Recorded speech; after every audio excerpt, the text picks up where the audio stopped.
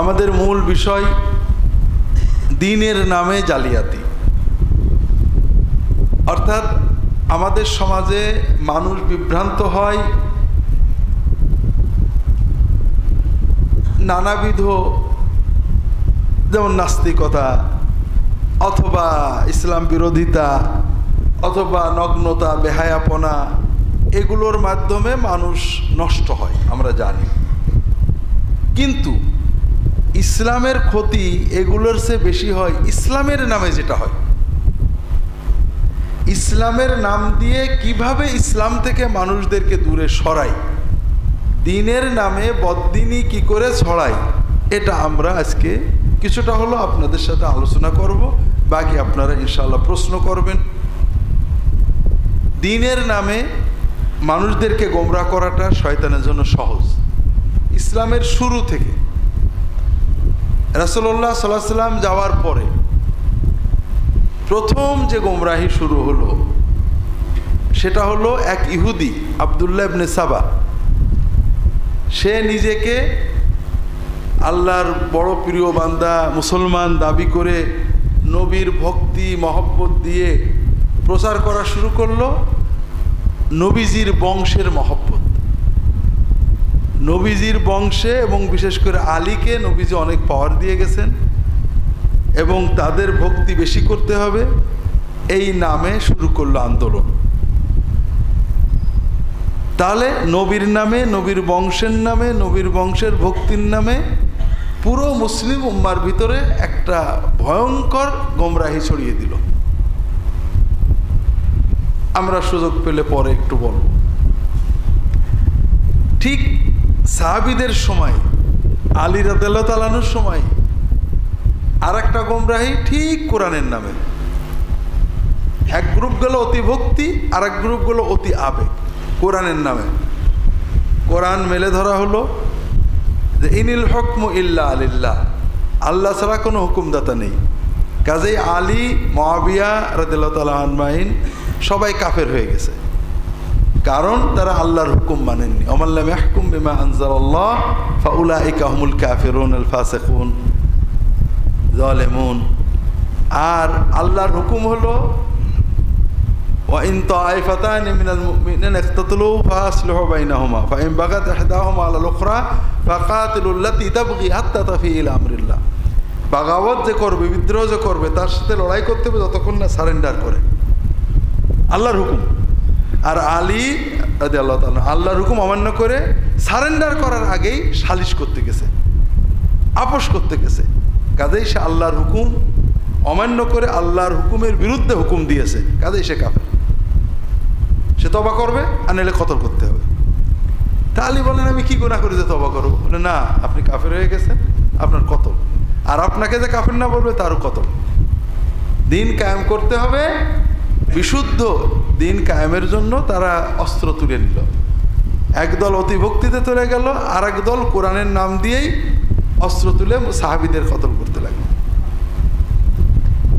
এইরকম এই হলো শুরু, মুসলমানদের ভিতরে গোমরাহির শুরু এখান থেকে।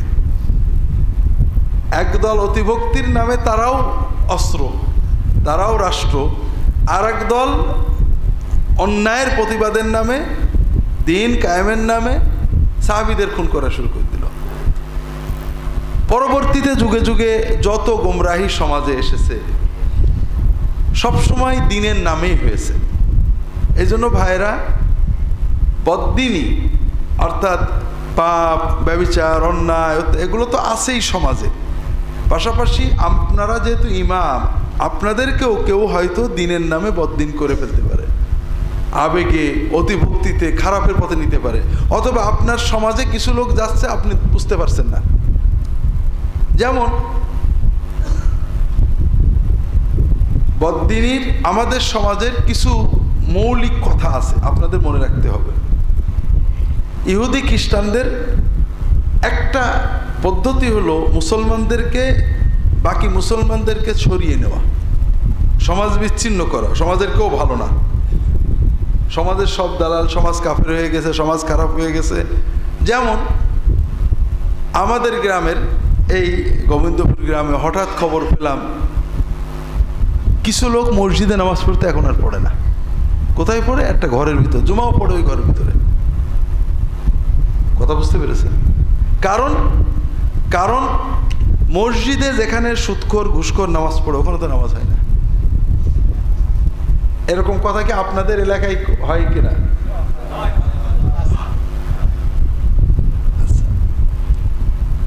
ইমাম বেতন নাই, বেতন নিয়ে আমার ভিতরে নামাজ হয় না। এরপরে নবীজির মসজিদ ছিল, সমাজে কোনো গোলমাল ফাসাদ হলে 7 দিনের ভিতর বিচার হতো। এখানে মসজিদে কোনো বিচার আছে নেই, মসজিদে নামাজ হয় না। কারা? আমি তো ভয় পেয়ে গেলাম, নিশ্চয় খ্রিস্টান। কারণ খ্রিস্টানদের প্রথম ধাপ হলো মুসলমানদের বিচ্ছিন্ন করা। কোরআনের নাম দেবে, কোরআন বলবে, ইসলাম বলবে, সব বলবে, কিন্তু সমাজ থেকে আলাদা করবে আগে। সমাজের মানুষের যখন মন কেটে যাবে, ও নিজেকে আলাদা মনে করবে, সমাজের সবাইকে খারাপ মনে করবে, তখন ও অনেক কিছু হতে পারবে। ও মানুষ খুন করতে পারবে, ও খ্রিস্টান হতে পারবে, ইহুদি সব পারবে। পরে দেখা গেল হিজবুত তাওহীদ নামে একটা দল, নাম শুনেছেন নাকি? আপনার দেশেও আছে। কি ব্যাপার? যাই ব্যাপার হোক, আমি আগে বিষয়গুলো আপনাদের বলি।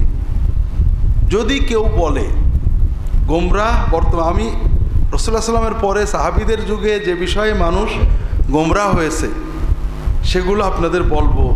আগে বর্তমান কিছু বিষয় আপনাদের বলি।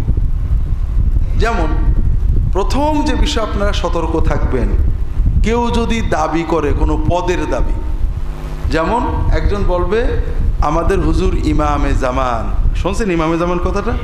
ইমামুজ্জামান মানে কি? যুগের ইমাম। এটা হলো শিয়াদের বানানো জাল কথা। কোরআন হাদিসে যুগের ইমাম বলে কিছু নেই, রাষ্ট্রের ইমাম আছে। ইমাম শব্দের অর্থ রাষ্ট্রপ্রধান। ইমামের অর্থ কি? ইমাম শব্দের সুন্নতের হাদিসের আবিধানিক যখন ইমাম মুতলাক হয়, গায়ের মুকাইয়াদ হয়, ইমামের অর্থ কি? রাষ্ট্রপ্রধান। এই জন্য ইমামে দাওলা, ইমামুল মুসলিমিন, খলিফাতুল মুসলিমিন এগুলো আছে। ইমামে জামান শব্দটা শিয়াদের বানানো। তারপরও ইমামে জামান যদি কেউ হয়, তার মানে ওই যুগের রাষ্ট্রের যিনি প্রধান। এছাড়া আলাদা কোনো ইমাম হাদিসে নেই। যার রাষ্ট্র নেই সে ইমাম না। কথা বুঝতে পেরেছেন? ইমাম মাহাদি কি জঙ্গলে থাকবে না রাষ্ট্রপ্রধান হবে? রাষ্ট্র হওয়ার আগে সে ইমাম হবে না, রাষ্ট্রপ্রধান হবে বলেই ইমাম নাম।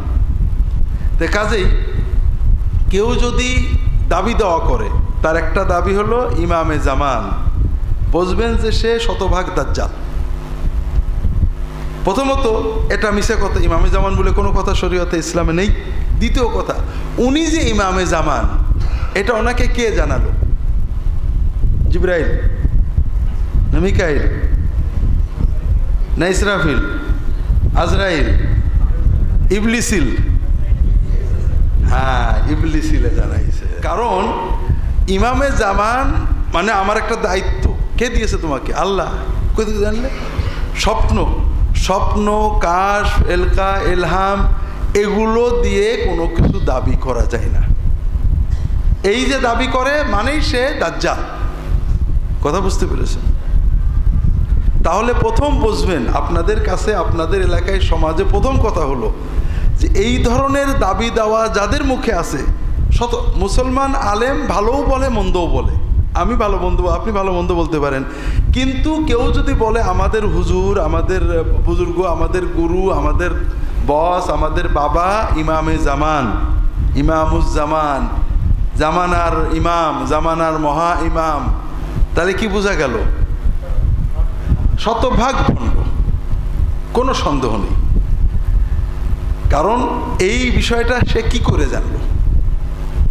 দ্বিতীয় আরেকটা শব্দ ইসলামে আছে কিন্তু অপব্যবহার হয়, সে মুজাদ্দিদ। আবু দাউদের সহিহ হাদিসে আসছে, রাসূলুল্লাহ সাল্লাল্লাহু আলাইহি ওয়াসাল্লাম বলেছেন প্রতি যুগে আল্লাহ মুসলমানদের ভিতরে কিছু মানুষ পাঠাবেন যারা বেদাত শিরক দূর করে ইসলামের সুন্নতকে জিন্দা করবে, নবায়ন করবে। এখানে কয়েকটা বিভ্রান্তি, অস্পষ্টতা। মুজাদ্দিদ একজন হবে এক যুগে, এটা কিন্তু কোরআনে হাদিসে নেই। আমরা মনে করি মান ইন্নাল্লাহা ইয়াবআসু আলা রাসি কুল্লি মিআতি সানাতিন মান ইউশাদ্দিদু। মান মানে কে? মান মানে কি? কে বা কারা, যে বা যারা। ইউজাদ্দিদু যেমন ওয়ামিনান নাসি মান ইয়াকুলু আমান্না বিল্লাহি ওয়া বিল ইয়াউমিল আখির ওমা হুয়া না ওয়ামিনান নাসি মান যদি এক বচন হয় তাহলে আল্লাহ হুম বললেন কেন? অমিনান নাসে মানুষের ভিতরে এমন মানুষ আছে যে ব্যক্তি বলে মাই ইয়াকুলু মুফরাদের সিগা, তাহলে যদি এক বচন হতো, যে বলে যদি হতো, ওমা হুম বললেন কেন আল্লাহ? তার মানে লফজান এটা মুফরাদ, মানান এটা জমা। এতে মান আই যে বা যারা, যে বা যাহারা, কে বা কাহারা। আল্লাহ রাসূল বলছেন ইন্নাল্লাহা ইয়াবআসু আলা রাসি কুল্লি মিআতি সানাতিন, প্রত্যেক 100 বছরে আল্লাহ তাআলা কিছু মানুষ জন্ম দেবেন, পাঠাবেন, যারা উম্মতের দিনের যে ময়লাগুলো দূর করবে। 2 নম্বর কথা হলো, এই যে দিনের ময়লা দূর করবে, এটা একটা চলমান প্রক্রিয়া। যুগে যুগে শত শত হাজার হাজার আলেম ওলামা এটা করবে। কোনো এক ব্যক্তি এজন্য চিহ্নিত করা যায় না। তৃতীয়ত, কে মুজাদ্দিদ কেউ জানে না। আল্লাহ যুগে যুগে, যেমন অন্য হাদিসে আসছে যে এই উম্মতের এলেমগুলো মানে নেককার মুজাদ্দিদ সৎ লোকদের থেকে আবার অন্য লোকেরা নেবে। তার মানে যুগে যুগে শত শত হাজার হাজার আলেম আসবে। কথা বুঝতে পেরেছেন? কে বড় মুজাদ্দিদ, কে ছোট, কে বড় না, এটা কেউ জানে না। কে মুজাদ্দিদ জানার উপায় কি? আল্লাহ কাকে মুজাদ্দিদ হিসেবে গ্রহণ করেছেন জানবো কি করে? নিশ্চয়ই জিব্রাইল, মিকাইল, আজরাইল, ইসরাফিল বা আজাজিল বলবে, একজন তো বলবে, ঠিক আছে না? কে বলেছে আপনার কাছে? একইলে তো বলতে হবে নাকি? 2 নম্বর কথা হলো, উম্মতের কাদিম জামানায় কাউকে কেউ মুজাদ্দিদ দাবি করতো না। তবে মৃত্যুর পরে কেউ হয়তো বলতো উনি হয়তো মুজাদ্দিদ হবেন, ওনার দ্বারা উম্মতের অনেক উপকার হয়েছে। এটা একটা কথা, ব্যাস। মুজাদ্দিদ হলেও কিছু আসা যায় না, না হলেও কিছু আসা যায় না। তাজদিদের প্রক্রিয়া চলবে। কে মুজাদ্দিদ কেউ বলতে পারে না, ধারণা করে, তাও মরার পরে। সাহাবীদের যুগে, তাবেঈদের যুগে, আমাদের ইমামদের যুগে যাদেরকে মুজাদ্দিদ বলা হয়েছে, সবচেয়ে মজা হলো যে হাদিসের সরা গ্রন্থগুলোতে মুজাদ্দিদের নাম পাবেন, তার ভিতরে আবু হানিফা বা হানাফি মাযহাবের কেউ নেই। তার মানে কি? যে যার পেরেছে, মানে হাদিসের ব্যাখ্যাগুলো অধিকাংশ শাফিঈ মাযহাবের লোকেরা করেছে। ইমাম শাফিঈ থেকে শুরু করে সব শাফিঈরা মুজাদ্দিদ। এমন এমন শাফিঈ ফকিহ মুজাদ্দিদ যার কোনো একটা বইও নেই, যার কেউ চেনেও না লোকে, মুজাদ্দিদ। অথচ ওই যুগে আরো অন্য মাযহাবের বড় বড়, হাম্বলি মাযহাবের, হানাফি মাযহাবের বড় বড় ফকিহ ছিলেন, তাদের নাম মুজাদ্দিদ নেই। এই জন্য মানুষ ধারণা করে, কল্পনা করে মৃত্যুর পরে হয়তো বা উনি মুজাদ্দিদ হবেন। এই জন্য যদি কেউ জীবদ্দশায় নিজেকে মুজাদ্দিদ দাবি করে, আরেকটা জিনিস বলে যাই, মুজাদ্দিদের কোনো শরঈ হাইসিয়ত নেই। মুজাদ্দিদ কে না কে আমরা জানি না, যাদের কাম তার দিনের ইসলাহ করছে সবাই, আল্লাহ যার কবুল করবে করবে। কাজে মুজাদ্দিদ হলে আমাদের তার কথা শুনতে হবে বা তার মানতে হবে, এরকম চিন্তা করাও গোমরাহি। আল্লাহর কোরআন, নবীর সুন্নতের কথা ইজতিহাদের মাধ্যমে আলেমরা করবে। কোনো একজন মানুষ মুজাদ্দিদ, কাজে তার ইজতিহাদের দাম বেশি, এটা প্রচণ্ড গোমরাহি। সর্বশেষ বলি, যদি কেউ নিজেকে মুজাদ্দিদ দাবি করে, আমার হুজুর মুজাদ্দিদ, আমার হুজুর মুজাদ্দিদ আজম, আমার হুজুর মুজাদ্দিদ জামান, তাহলে বুঝতে হবে ওইটাও ওইটার মতোই দাজ্জাল। কথা বুঝেছেন? এটাও কি, আপনারা কখনো এই ধরনের পকেটে পড়বেন না। এগুলো সব যুগে যুগে লক্ষ লক্ষ মানুষ এভাবে গোমরা হয়ে গেছে। দ্বিতীয়টাতে আসব, চতুর্থ। তৃতীয় মুজাদ্দেদে আজম, মুজাদ্দেদে জামান তো বটেই, সেরা মুজাদ্দেদে আজম। সর্বপ্রথম মুজাদ্দেদে আজম কে বলবো? গোলাম আহমদ কাদিয়ানি। এই পরিভাষাটার উদ্ভাবকই গোলাম আহমদ কাদিয়ানি। আমার কাছে একটা বই আছে, মুজাদ্দেদে আজম, বিশাল বই, গোলাম আহমদ কাদিয়ানি এক মুরিদের লেখা উর্দুতে। মুজাদ্দেদে আজম প্রথম দাবি করে গোলাম আহমদ কাদিয়ানি। এবং যত লোক আমাদের সমাজে বর্তমানে অনেক আছে, সবাই কাদিয়ানি। কাদিয়ানি মানে প্রেতাত্মা। কাদিয়ানির তো নবী দাবি করছিল, ওরা কাদিয়ানির উম্মত না, নতুন নতুন নবী। মুজাদ্দেদে আজম যে দাবি করে, যে বলে আমার সাথে আল্লাহর বা নবীর খাস সম্পর্ক, তারই সে নিজেকে নবী দাবি করছে। কথা বুঝতে পারেননি? এরপরে আসলো মেহেদি, ইমাম মেহেদি দাবি করা। আমাদের বর্তমানে বাংলাদেশেও কয়েকশো ইমাম মেহেদি আছে। এক হুজুর আছে আলাইহিস সালাম, আলাইহিস সালাতু ওয়াস সালাম লেখে। এটা ওর ওর মুরিদরা জানে সে ইমাম মেহেদি। আমরা অনেক আগে থেকেই জানি মেহেদি দাবি করে। তো এই জন্য আলাইহিস সালাতু ওয়াস সালাম লেখে। একমাত্র রাসূলুল্লাহ সাল্লাল্লাহু আলাইহি ওয়াসাল্লাম ছাড়া কারো আলাইহিস সালাম বলে, তার মানে সে নবী দাবি করছে, অলরেডি নবী দাবি করেছে। তার উম্মতেরা নবী, তার আর কারোর সাথে বিয়ে শাদী করে না, নিজের সব কিছু। অথচ মুসলমানরা তাদের সাথে আশেপাশে আছে। তো এই জন্য যদি কেউ নিজেকে মুজাদ্দেদে আজম দাবি করে, মুজাদ্দেদে জামান দাবি করে, আমাদের হুজুর মুজাহিদ জামান, নিশ্চিতভাবে বুঝবেন এটা দাজ্জাল। আপনারা জনগণকে এগুলো সাবধান করবেন যে মুজাদ্দেদকে ও বুঝলো কি করে। ওর কাছে কোন ইল এসে বলে গেল, জিবরাইল না আজাজিল? কে এসে বলে গেল ওর কাছে? হ্যাঁ, আজাজিল ছাড়া কেউ না।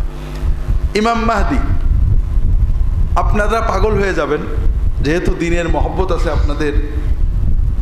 আপনারা চারিদিকে ইসলামের কষ্ট, অবমাননা, জুলুম, মুসলমান মারা যাচ্ছে, ইমাম মেহেদি বোধহয় এসে গেল। খোঁজ কোথায়? হেরিকেন জেলায় আমরা ইমাম মেহেদি খুঁজি। গত ১৫০০ বছরে মুসলিম উম্মায় তা ৩০০০ ইমাম মেহেদি বেরোইছে। এবং ৩০০০ ইমাম মেহেদির দলিল হলো স্বপ্ন আর কাশ। আমাকে আল্লাহ আরশের উপর নিয়ে মেহেদি বানাইছে, আমাকে নবীজি নিজে মেহেদি বলে গেছে। আমাদের হুজুর যে মেহেদি, আমরা ৫০ জনের স্বপ্ন দেখেছি, নবীজি বলেছে, ব্যাস মেহেদি। মেহেদি তো মেহেদি, তার পিছনে লোকজন ছুটলো, কিছু মরল, কিছু গেল, শেষ। কথা বুঝতে পেরেছেন? সর্বশেষ একজন মেহেদির কথা না বললেই নয়, খুব নাম করা মেহেদি, তাও মক্কার মেহেদি, তাও কাবাঘরের মেহেদি। ১৪০০ হিজরি মানে ৮০ সালে, ১৪০১ না ১৪৮০-তে মক্কায় পহেলা মুহররম ফজরের নামাজের সময় অনেক কফিনে লাশ গেল। কফিনে লাশ খাটিয়া থাকে না, তখন অত সিকিউরিটি ছিল না, অনেক লাশ গেছে। লাশ রাখা আছে, ফজরের নামাজের পরে ইমামের সামনে লাশ দিয়ে জানাজা হবে। ইমামের সালাম ফেরানোর পরে লাশগুলো থেকে অস্ত্র বের করে চারিদিক ঘিরে ধরলো যে ইমাম মেহেদি এসেছেন। ইমাম মেহেদির হাদিসে আছে, ইমাম মেহেদি বেরোনোর পরে হাজারে আসওয়াদ আর মাকাম ইব্রাহিমের মাঝখানে তার হাতে বায়াত হবে। তো উনি মাঝখানে দাঁড়ালেন, ওই কাবার ইমামের বললেন বায়াত করেন। কাবার ইমাম রাজি হলো না, তাকে গুলি করে মেরে ফেলে দিল। এরপরে ওরা মসজিদে হারামের ওই মিনারা দেখেছেন তো, এখন উঁচু উঁচু মিনার সব উঠলো এবং এলান করলো ইমাম মেহেদি বেরিয়ে গেছে, বায়াত হন সবাই। বিষয়টা কি? জুহাইমান নামে একজন মদিনার জামিয়া ইসলামিয়ার ফারেক, খুব নেককার, আল্লাহওয়ালা, বুজুর্গ, এইরকম লম্বা দাড়ি, টাকনু পর্যন্ত, যা টাকনুর নেসপেসাক কাপড়, এলাকায় মানুষ খুব পছন্দ করে। জামিয়া ইসলামে মদিনার উস্তাদেরাও খুব মহব্বত করেন। তাকওয়া, পরহেজগারি, দিনের দাওয়াত। এ কি করতো? ওই তবলিগ জামাতের মতো গ্রামে গ্রামে দিনের দাওয়াত দিয়ে বেড়াইতো। হঠাৎ স্বপ্নে দেখলো সে এবং তার সাঙ্গপাঙ্গরা যে তার শালা মোহাম্মদ ইবনে আবদুল্লাহ আল কাহতানি, এটা হলো ইমাম মেহেদি। সবাই স্বপ্নে দেখলো, তাও রাসূলুল্লাহ সাল্লাল্লাহু আলাইহি ওয়াসাল্লামকে স্বপ্নে দেখছে। কেউ কিন্তু জাহেল না, মদিনা জামিয়া ইসলামের ফারেক, সালাফি, দিনদার, ভালো আলেম, ব্যাস গোপনে গোপনে সব অস্ত্র শস্ত্র নিয়ে রেডি হয়ে মক্কা দখল করে ফেললো। এখন তো সৌদি সরকার, তো সৌদি সৈন্যরা এমনি দুর্বল, তখন ওরা পেরে দিল না, ওরা তো উপর থেকে গুলি করছে বড় বড় মেশিন গান দিয়ে, যাবে কে কাছে, বোধহয় 10-12 দিন এরকম ছিল, 15 দিনও হতে পারে। এরপর পাকিস্তান থেকে কমান্ডো গেল, যাওয়ার পরে পাকিস্তানের কমান্ডোরা তো যুদ্ধ করে অভ্যেস আছে, ওরা এমন কামান দেখা শুরু করলো, ওই মিনারটা ভেঙে ফেলে দিল। ওরা বাধ্য হয়ে নেমে আসলো, ভিতরে ঢুকলো, ভিতরে গুলি করে জানলা মাল্লা ভেঙে শেষ পর্যন্ত ওরা মাটির নিচেই যেটা বেসমেন্টে পলালো, বেসমেন্ট থেকে গুলি করতে গেলো ফুটো দিয়ে দিয়ে। তখন পাকিস্তানি সৈন্যরা বুদ্ধি দিল, বেসমেন্টে পানি দাও, বাইরে থেকে পানি ভরে পানির ভিতরে অ্যাসিড দিয়ে কারেন্ট চালাই দিল। এইবার সব বাধ্য হয়ে সারেন্ডার করে উঠে আসলো। ইমাম মেহেদি মরে গেল। তবে ইমাম মেহেদির শিষ্যরা বললো উনি মারা যাননি, জানলা দিয়ে পালিয়ে চলে গেছেন, সময় মতো বেরোবেন। সব মেহেদিরা এরকমই করে, মরার পরে তার মুখে না মরিনি, গায়েবে গেছে, আসবে। কত বছর, যাই হোক, কত বোধহয় 1000 বছর বা 1500 বছরে কাবা ঘরের তফ সাই বন্ধ হয়নি এই 15 দিন বাদে। টোটাল কাবা ঘর বন্ধ করে রাখছিল, নামাজ নেই, ওজান নেই, তফ নেই, সাই নেই। অনেক হাজিও মারা গেছিল হজের পরপর, তো পহেলা মুহররম না, হাজি অনেক ছিল। তাহলে কি বুঝলেন? কথা হলো ইমাম মাহদি কে হবে আমার দরকার কি, ইমাম মাহদি কবে আসবে আমার দরকার কি। মাহাদির যেদিন আল্লাহ পাঠাবে, ধরেন সূর্য পূর্ব দিক থেকে উঠবে, উঠবে না? কবে উঠবে রে? 15 দিন 19 দিন, চিন্তা গবেষণা কবে উঠবে, এটা কোন ইসলাম হলো? হ্যাঁ, আল্লাহ যেদিন দরকার হবে উঠাবে, আমি দেখলে বলবো হায় আল্লাহ কিয়ামত এসে গেছে, এই তো কথা। কাজে কিয়ামতের আলামত ডেসক্রিপটিভ, এগুলো বর্ণনা করেছেন, আমরা দেখলে বলবো হ্যাঁ, কিন্তু আমরা ওগুলো তাড়াতাড়ি করার চেষ্টা করব, এটা আমাদের দায়িত্ব না। আপনারা সবাই পড়েছেন হাদিসে জিবরাইলের হাদিস, সবাই জানি যে কিয়ামতের আলামত কি, যে বান্দি তার মালিককে মানে ছেলে মেয়ে বাবা মার অবাধ্য হবে, এই তো। তা আমরা কি এখন তাড়াতাড়ি কিয়ামতের জন্য বাবা মার অবাধ্য, মানে এই তোরা বাবা মার অবাধ্য, তাড়াতাড়ি কিয়ামত? এগুলো ডেসক্রিপটিভ, বর্ণনামূলক। কিয়ামতের আগে এগুলো ঘটবে, আমরা এগুলো মাথায় আনবো না। যখন দেখবো যে মক্কায় ইমাম মেহেদি রাজত্ব হয়ে গেছে, ঠিক আছে বাবা তুমি ওকে এগো, আমরা আসি বাংলাদেশে। কথা বুঝেননি? যেখানে ইমাম মাহাদি আসবে মক্কায়, সেখানে সিরিয়ার সৈন্য আসবে, ইরাকের সৈন্য যাবে, আমাদের বাংলাদেশে ইমাম মেহেদি বেরোয় আর তার পিছনে বাঙালি ছোটে। আর আপনারা ইমামরা এগুলো ক্লিয়ার বলতে পারেন না। ক্লিয়ার বলবেন যে ইমাম মাহাদি আসবে মক্কায়, এই দেখো হাদিসে আসছে, আমার ফেকুল আকবরে পাবেন, তার হাতে বায়াত হবে এসে হারামের পাশে, সিরিয়ার সৈন্য আসবে তার বিরুদ্ধে, ইরাকের সৈন্য যাবে তার বিরুদ্ধে, তার হাতে খোরাসান থেকে সৈন্য যাবে, বায়াত হবে, তখন আমরা বলবো হ্যাঁ থ্যাংক ইউ, তুমি চালো, আমরা আসি। কথা বুঝতে পারেন? সেখানে বাঙালি লেখা নেই, পড়া নেই, মেহেদি আছে, এখন বেরোচ্ছে সব তার পিছে।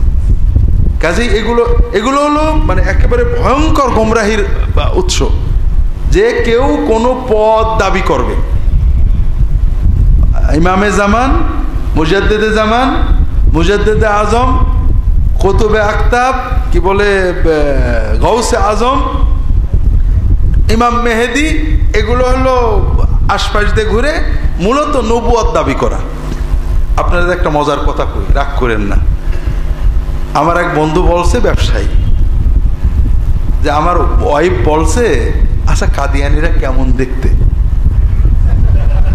কাদিয়ানি নিয়ে কথা হচ্ছে, তো ওরা কি আমাদের মুসলমানদের মতো দেখতে?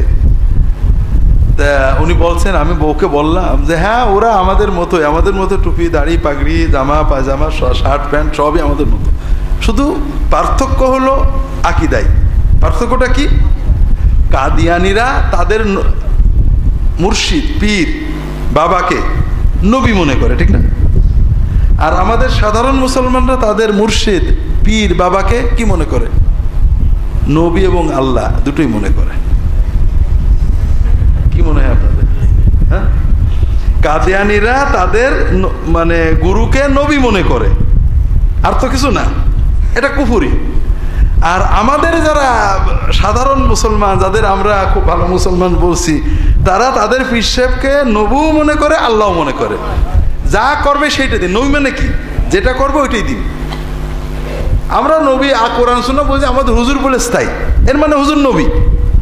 আর আল্লাহ মানে ভালো মন্দ, কল্যাণ অকল্যাণ, হায়াত মৌত, তাও মানে নবীও পীর সাহেব, আল্লাহও পীর সাহেব, নাউজুবিল্লাহ, আস্তাগফিরুল্লাহ। তো এখন এই সমস্ত দাবি দেওয়ার মাধ্যমে মূলত সে নিজেকে নবী দাবি করে, আমি যা বলি তাই। আর এটার আরেকটা খুব সহজ মেয়ার, আল্লাহ রাসূল বলছেন, মান ক্বালা হালাকান নাসু ফাহুয়া আহলাকুহুম। যদি কেউ বলে মানুষ সব খারাপ, সব ধ্বংস হয়ে গেল, তাহলে বুঝতে হবে সে সবচেয়ে বেশি ধ্বংস। খুব মনে রাখবেন, উম্মতের গোমরাহের বড় বড় বড় আলামত হলো যখন দেখবেন একজন সবার নিন্দা, কেউ ভালো না, আমরা এই চাচারা খালুরা মামারা ছাড়া কেউ ভালো না, কেউ বাধ্য লোক না। এটা হলো অরিজিনাল ছোট লোক, কথা বোঝেননি? যারা এইগুলো বলে তারা বলতে চায় মুহাম্মদ সাল্লাল্লাহু আলাইহি ওয়াসাল্লাম একটা ব্যর্থ নবী, নাউজুবিল্লাহ। মানে অরিজিনাল মুসলমান আমরা 39 জন ছাড়া কেউ না, কথা বোঝেননি? নবীজির উম্মত 39 জন হলে আপনার খুশি হন, না শত শত কোটি হলে খুশি হন? তা আমরা ইসলাম ছোট করছেন কেন?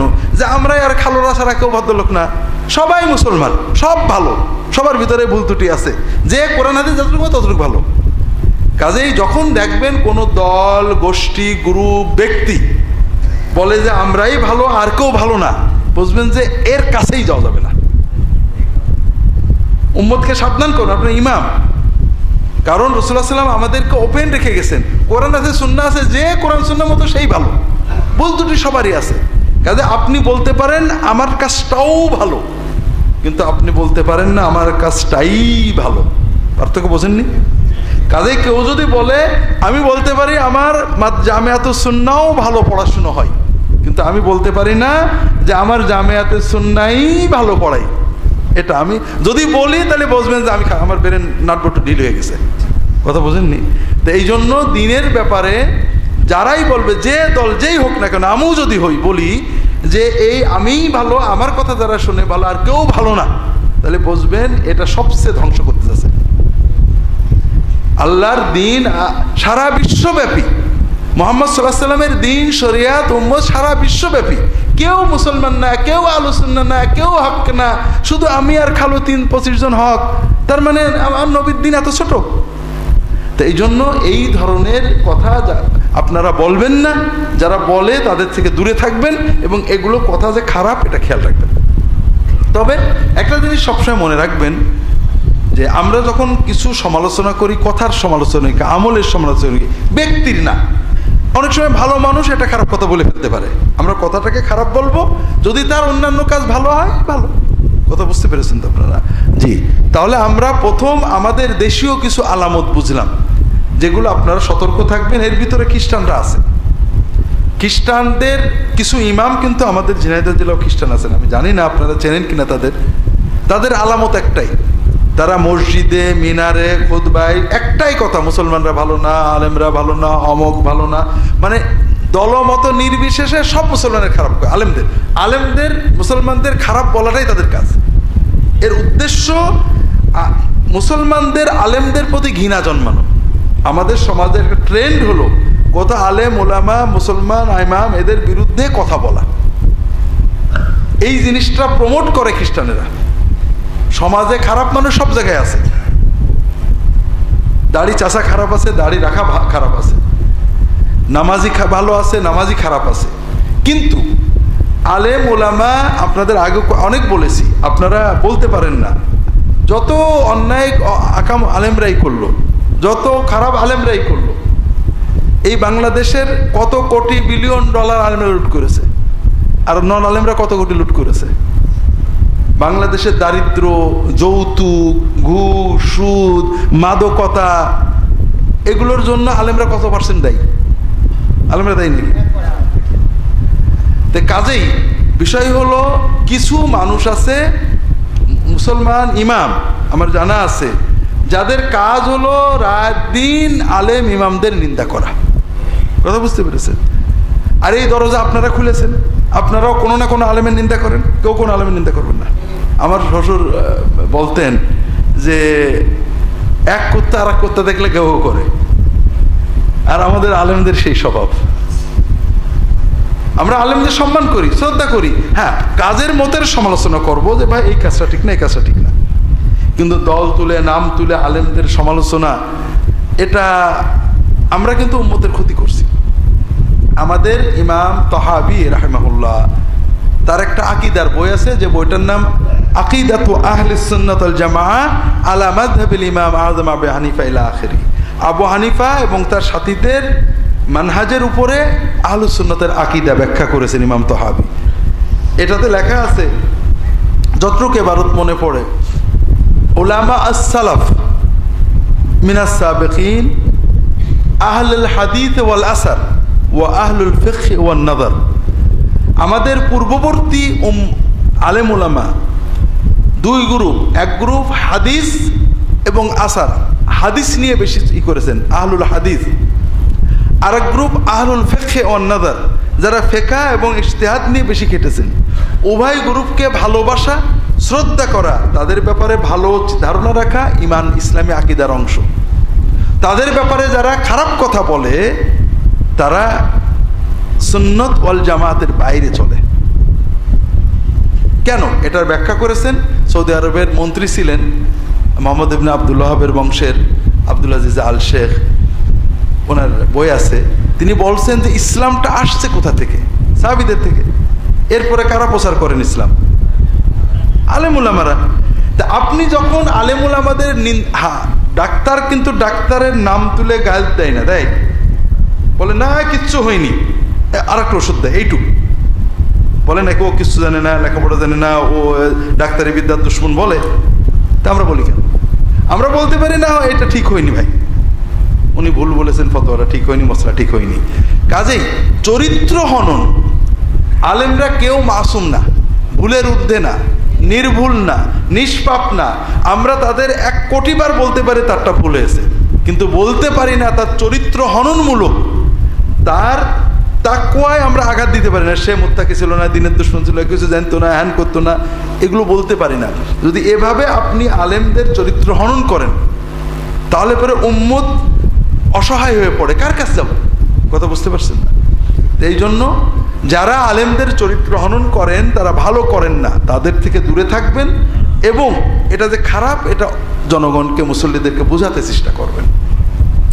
আলেমদের মর্যাদা সমাজে, মনে করেন মানুষের ভিতরে কল্যাণ প্রতিষ্ঠা, কি বলে, মানুষের ভিতরে সম্প্রীতি প্রতিষ্ঠা, মানুষকে ভালো পথে ডাকা, মানুষের ভিতরে দুর্নীতি দমন করা, মানুষের পারিবারিক, আলেমরা কত অবদান রেখেছেন খেয়ে না খেয়ে, এগুলো আপনাদের জানতে হবে।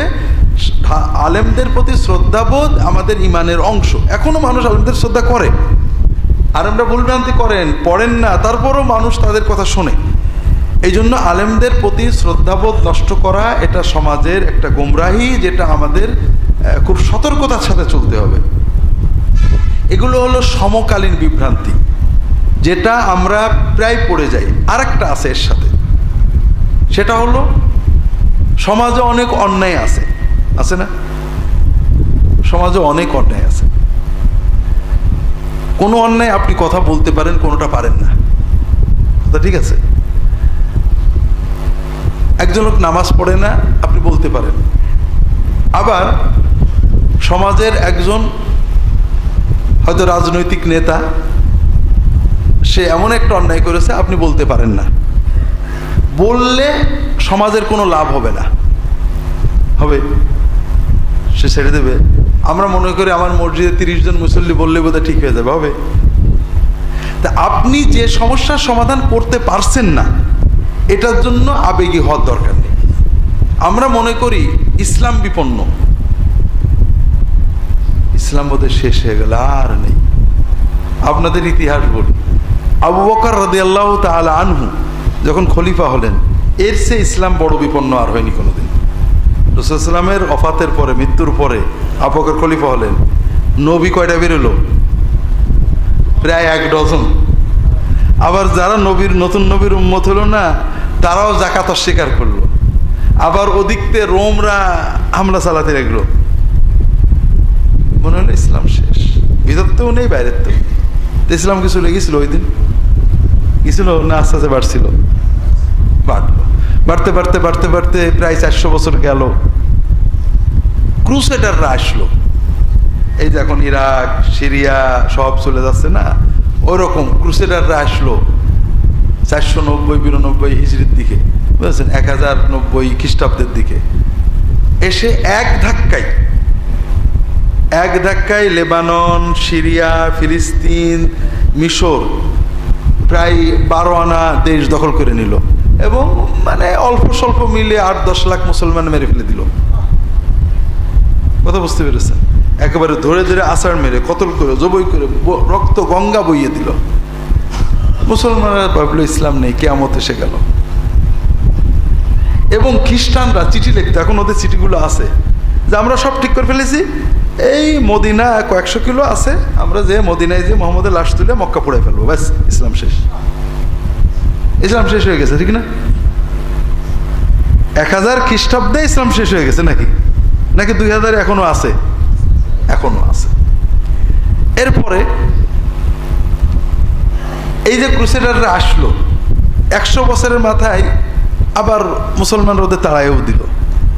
200 বছরের মাথায় পুরো খালি হয়ে গেল। 300 বছর পার হওয়ার আগেই মুসলমানরা ওই ইউরোপের অর্ধেক দখল করে নিল গেল। এই সময়ে আবার আসলো তাতাররা। চেঙ্গিস খা নাম শুনেননি? চেঙ্গিস খার নাতি হালাকু খা আসলো। আর এবার মানে ক্রুসেডাররা আসছিল পশ্চিমেরতে, এরা আসলো পূবেরতে, চীন থেকে ইয়াজুজ মাজুজ আসলো। এসে পঙ্গপালের মতো মুসলমানদের দেশগুলো দখল করলো। এক একটা দেশ দখল করে বলতে 18 দিন যা পাবা মারবা, দরবারি ধার ঠিক করবা। এক একটা দেশে লক্ষ লক্ষ মানুষরা মেরেছে। নদীগুলো মানুষের লাশে ভরে গেছে, বইপত্র লাইব্রেরি সব পুড়িয়ে ফেলেছে। তখনকার ইতিহাস যদি ইবনে কাসির অন্যান্য বই ইতিহাস পড়েন অবাক হয়ে যাবেন। মানুষ ভাবতো কিয়ামত এসে গেছে। একটা ঘটনা বলি, মানুষের কি অবস্থা হয়েছিল। একটা বাজারে, মুসলমানরা সবাই বাজারে আছে, দুটো তাতার হালাকোখার বাহিনীর দুটো মহিলা যে বলে, এই কেমন হবে না, সবাই বেড়ে থাকো। মুসলমান সব বসে গেছে।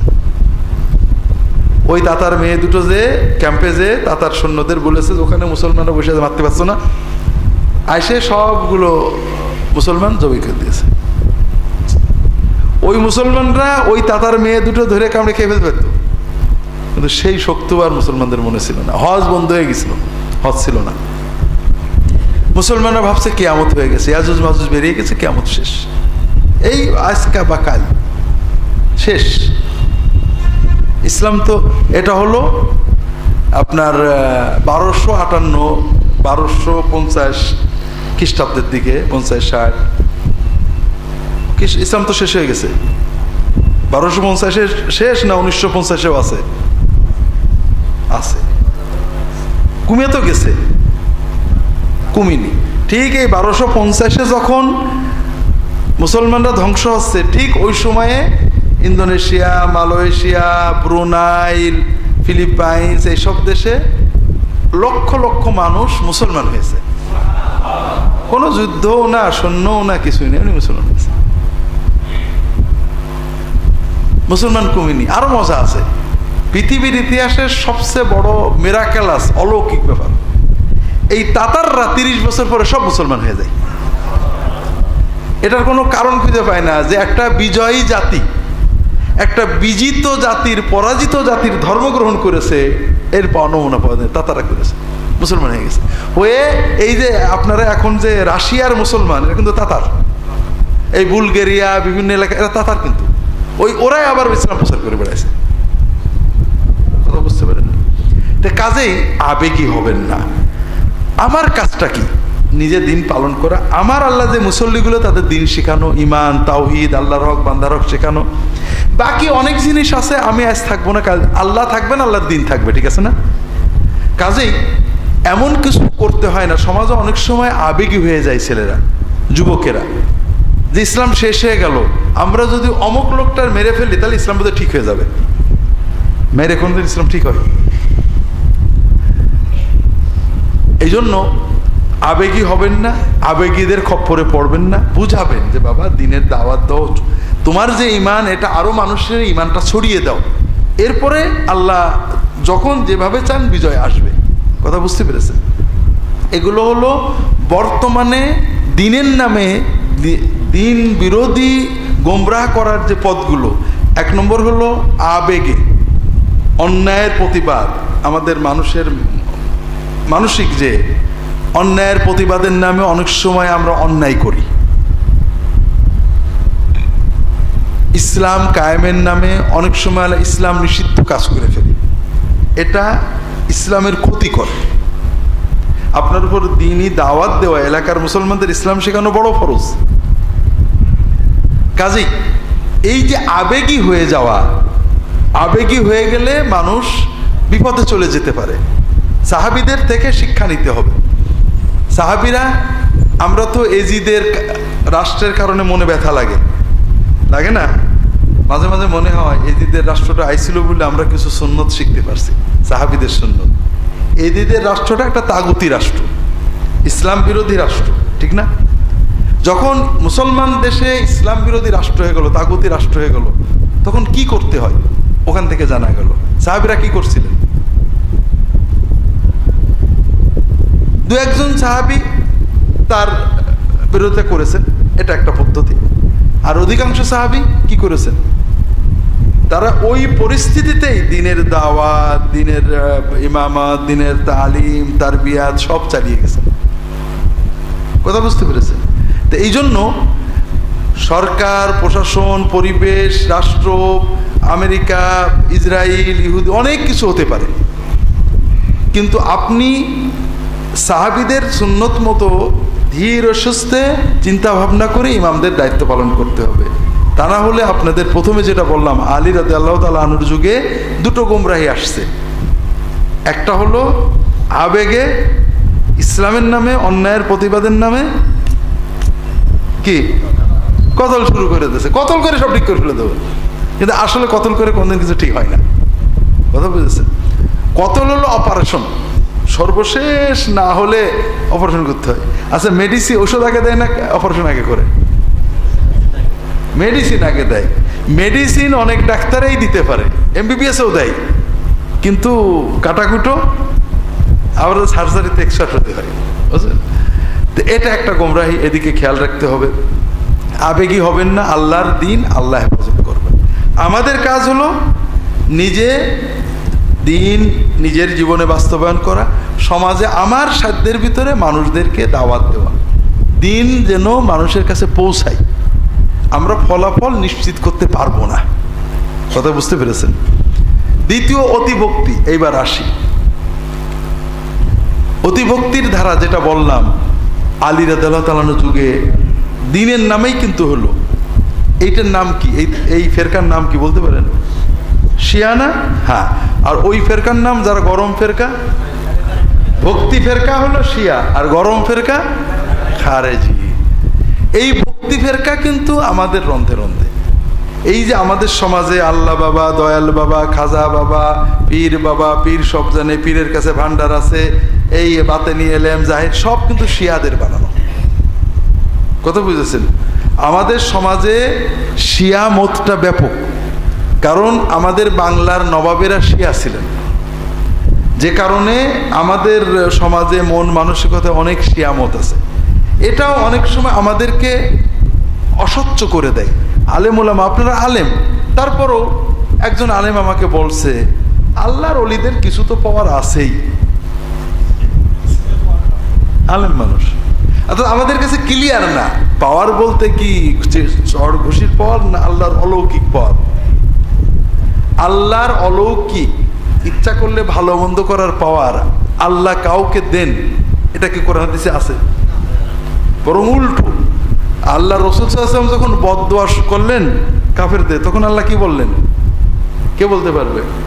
লাইসা লাকা মিনাল আমরি শাইউন আও ইয়াতুব আলাইহিম আও ইউআযিবাহুম ফাইন্নাহুম যালিমুন। আল্লাহ বললেন আমর, একটা হলো আমর, একটা দাওয়াত। আমর মানে বিশ্ব পরিচালনা, ভালো মন্দ করা। কে দোজখে যাবে, কে বেহেশতে যাবে, কার ভালো হবে।